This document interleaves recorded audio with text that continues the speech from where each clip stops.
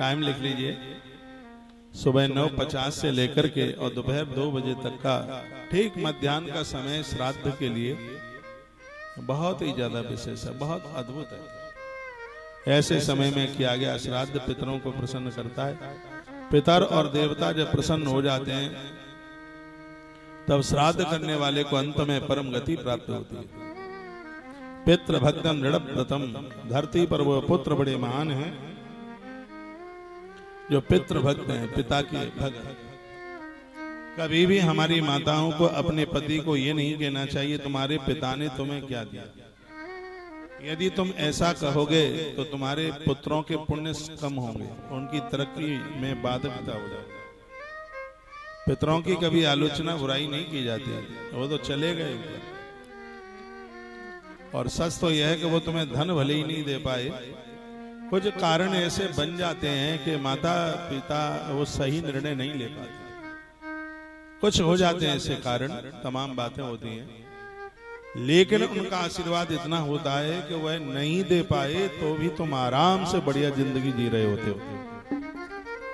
यह उनका आशीर्वाद होता है, उसको नहीं भूलेगा। कल हमने 16 तिथियों में श्राद्ध करने की बात कही।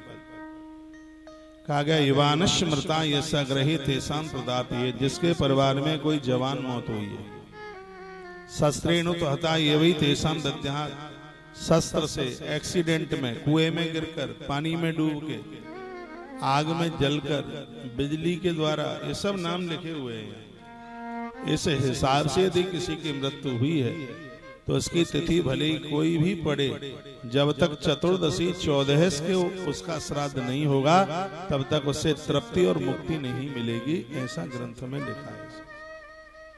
उसके लिए 14 का चतुर्दशी का श्राद्ध होना चाहिए। उसके लिए जिनके घर में स्त्रियां संतान नहीं हो रही है, कोई ऐसी अवरोधकता आई है, तो मंदिर के पुजारी जी को पूछ लीजिएगा कि श्राद्ध में रोहिणी नक्षत्र कब पड़ रहा है।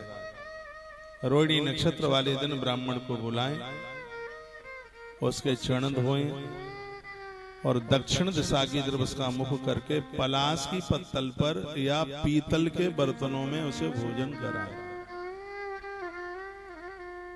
कांसे के पात्र में नहीं, वर्ण ने या तो चांदी के बर्तन हो, क्योंकि चांदी में पितरों का वास होता है, पीतल में भी पितरों का वास है, तो या तो पीतल के बर्तन हो या रजत चांदी के बर्तन हो या पलाश की पत्तल। ये आजकल थर्माकोल काय का चल रहा है, ये तो आने ही मन दो बिल्कुल। यदि आपने हमारी बताई गई विधि से श्राद्ध कर लिया, आनंद हो जाएगा। जिस समय ब्राह्मण आपके घर में प्रवेश कर रहा है उस समय तिल के तेल की जोत या घी की जोत उस समय जल रही हो। रोज नहीं जला पा रहे हैं तो जिस दिन आप श्राद्ध कर रहे हैं उस दिन तो आप कर सकते हैं, गैया के गोबर से थोड़ी सी लिपाई करो, 2.25 फीट बाई 2.25 फीट, हाथ में एक मिट्टी का घड़ा भरो पानी से, उसमें गेहूं रख लो ऊपर, उसके ऊपर जलता हुआ दीपक रख दीजिएगा, पूरा दिन भर तक ये होता रहे। दूसरे दिन उसको आप जल में प्रवाहित कर दीजिए। पानी की व्यवस्था नहीं है तो किसी पेड़ के नीचे रख करके आ जाइए, वृक्ष के नीचे रख करके आ जाइए। आप देखिए आपके पुरखे कितने तृप्त होते हैं।